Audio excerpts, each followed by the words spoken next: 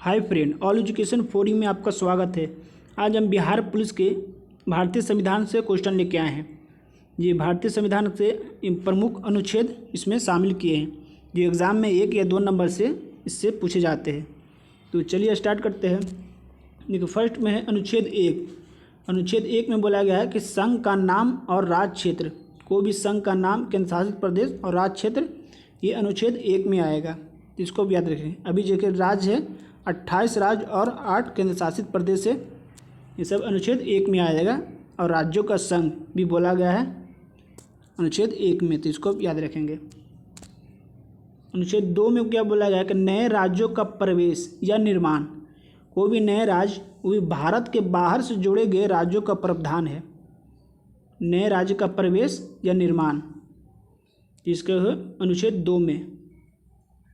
अनुच्छेद 3 में बोला गया है कि नए राज्यों का निर्माण, मतलब ये इंडिया में कोई भी क्षेत्र बनता है, जैसे अब तेलंगाना बना था जैसे 2 जून 2014 को, तो ये नए राज्य का निर्माण हो गया, अनुच्छेद 3 में आएगा। अब वर्तमान राज्यों के क्षेत्र में सीमा के नामों में परिवर्तन, कोई भी नाम चेंज करता है किसी भी राज्य का या क्षेत्र का, वो अनुच्छेद 3 में आएगा, तो इसको भी याद रखेंगे। नेक्स्ट, अनुच्छेद 5 से 11 को नागरिकता का प्रावधान दिया गया है। अनुच्छेद 5 से 11, ये भी एग्जाम डायरेक्ट पूछ सकता है कि अनुच्छेद 5 से 11 किस लिए है, तो वो नागरिकता का प्रावधान है।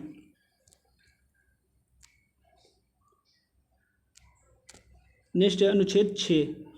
अनुच्छेद 6 में बोला गया है कि पाकिस्तान से बाहर को प्रवचन करने वाले कुछ व्यक्तियों की नागरिकता का अधिकार है।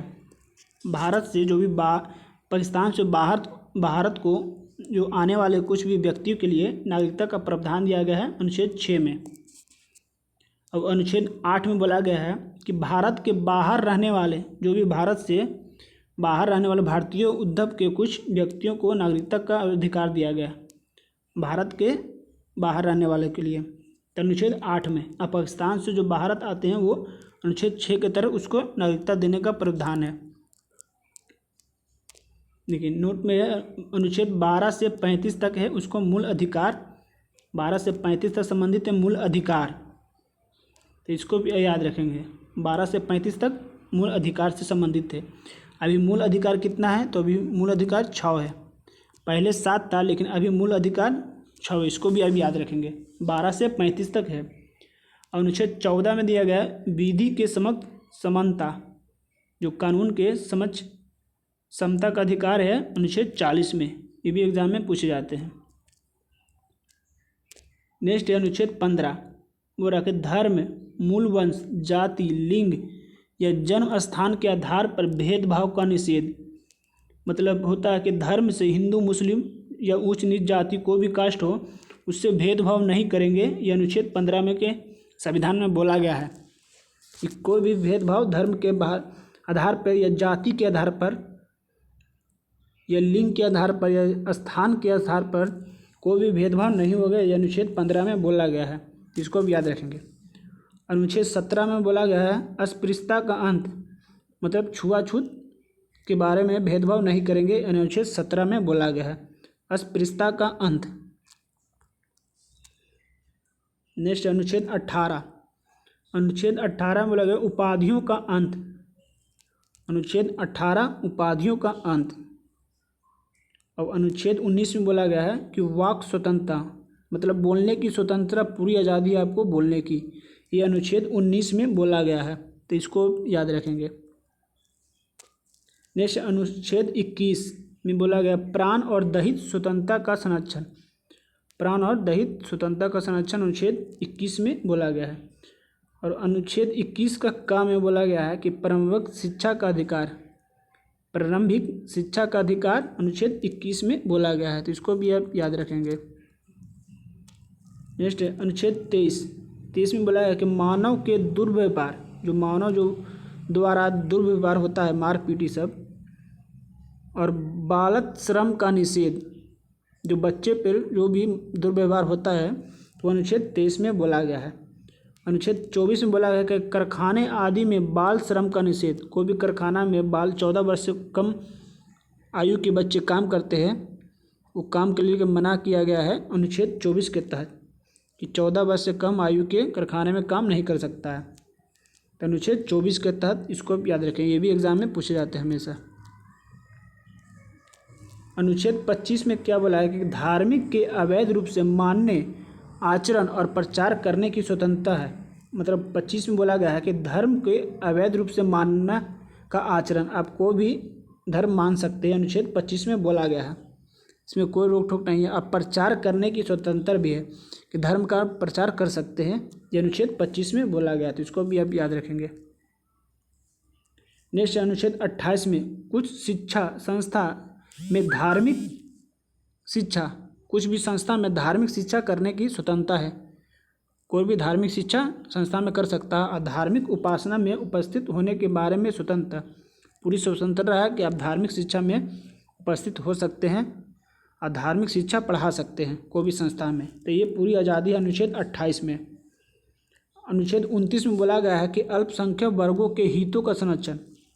अनुच्छेद 29 में अल्पसंख्यक वर्गों के हितों का संरक्षण, तो ये भी एग्जाम में हमेशा पूछे जाते हैं। अनुच्छेद 29 भी आपको याद रखना है। नोट में अनुच्छेद 36 से 51 बोला गया नीति निर्देश तत्व है, राज्य के नीति निर्देश तत्व किसमें है, तो अनुच्छेद 36 से 51 में। देखिए नेक्स्ट है अनुच्छेद 40 में है ग्राम पंचायत का संगठन, ये भी एग्जाम में पूछे जाते हैं। ग्राम पंचायत अनुच्छेद 40 के संबंधित है। नेक्स्ट अनुच्छेद 45, तो अनुच्छेद 45 में बोला गया कि बालकों के लिए निःशुल्क और अनिवार्य शिक्षा, बालक के लिए निःशुल्क शिक्षा और अनिवार्य शिक्षा दिया गया है अनुच्छेद 45 में। और 48 में बोला गया है कि कृषि और पशुपालन का संगठन, कृषि और पशुपालन का संगठन है अनुच्छेद 48 में। और 48 के क में बोला गया है कि पर्यावरण के संरक्षण और संवर्धन, मतलब पर्यावरण को सुरक्षा रखें, हानिकारक नहीं पहुंचाएं, ये सब अनुच्छेद 48 में बोला गया है।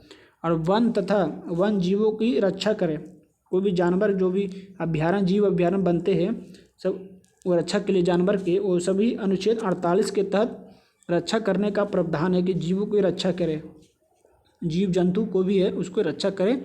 आप पर्यावरण को संरक्षण तथा संवर्धन बनाने में मदद करें, पर्यावरण को स्वच्छ रखें, ये अनुच्छेद 48 में क में बोला गया। 48 के क में, 48 का 1 में तो कृषि और पशु को संगठन के बारे में बोला गया है, क में 48 का क है ये, तो इसको याद रखेंगे।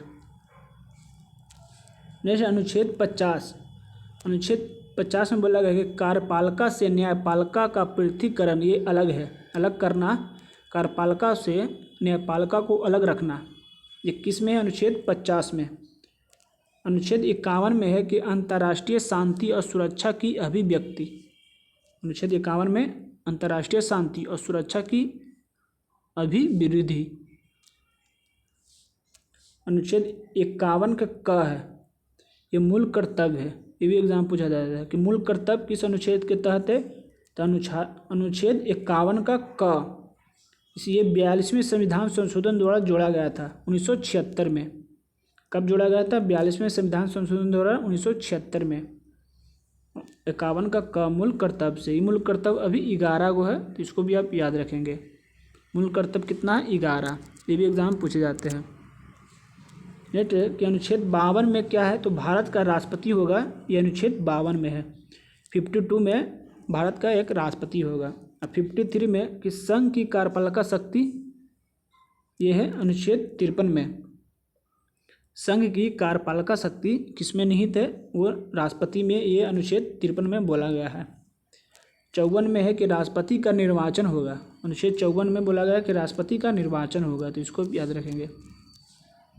नेक्स्ट अनुच्छेद 60 में कि राष्ट्रपति द्वारा शपथ, राष्ट्रपति शपथ लेता है अनुच्छेद 60 के तहत, इसको भी याद रखेंगे। अनुच्छेद 60 के तहत राष्ट्रपति का शपथ।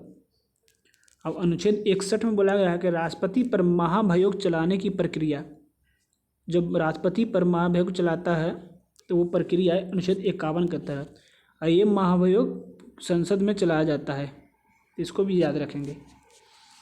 तो आज के लिए इतना ही है। अगर वीडियो पसंद आए तो लाइक करें, सब्सक्राइब करें। तब तक के लिए धन्यवाद। तो ये वीडियो आपको कैसा लगा ये भी कमेंट में ज़रूर बताएं। आप किस तरह के वीडियो चाहते हैं ये भी कमेंट में आप ज़रूर लिखें, जिससे मैं उस तरह की वीडियो बना सकूँ। तब तक के लिए धन्यवाद।